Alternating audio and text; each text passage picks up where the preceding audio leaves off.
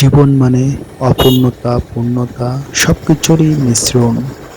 জীবনে চলার পথে আমাদের অনেক কিছুরই সম্মুখীন হতে হয়।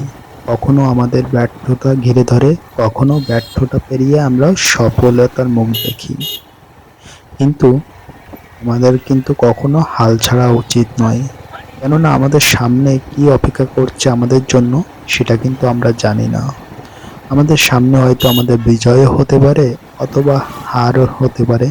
কিন্তু হেরে যাওয়া থেকে কিন্তু আমাদেরকে শিক্ষা নিতে হবে। কেননা হার মানলেই কিন্তু আপনি ব্যর্থ হয়ে যাবেন। ব্যর্থতা থেকে আপনি যখন শিক্ষা নেবেন, তখনই আপনি কিন্তু জীবনে আবারও ভালো কিছু করার সুযোগ পাবেন। সেই ব্যর্থতা থেকে শিক্ষা নিয়ে আপনি জীবনে ভালো কিছু করার চেষ্টা করবেন, তাহলেই দেখবেন আপনি জীবনে ভালো কিছু অর্জন করতে পেরেছেন। আপনার জন্য রইল অনেক অনেক শুভকামনা। আপনার কাছে কেমন লাগলো অবশ্যই কমেন্ট করে জানাবেন। আল্লাহ হাফেজ।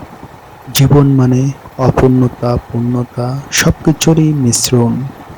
জীবনে চলার পথে আমাদের অনেক কিছুরই সম্মুখীন হতে হয়।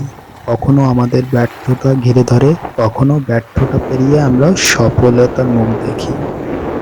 কিন্তু আমাদের কিন্তু কখনো হাল ছাড়া উচিত নয়। কেননা আমাদের সামনে কি অপেক্ষা করছে আমাদের জন্য সেটা কিন্তু আমরা জানি না।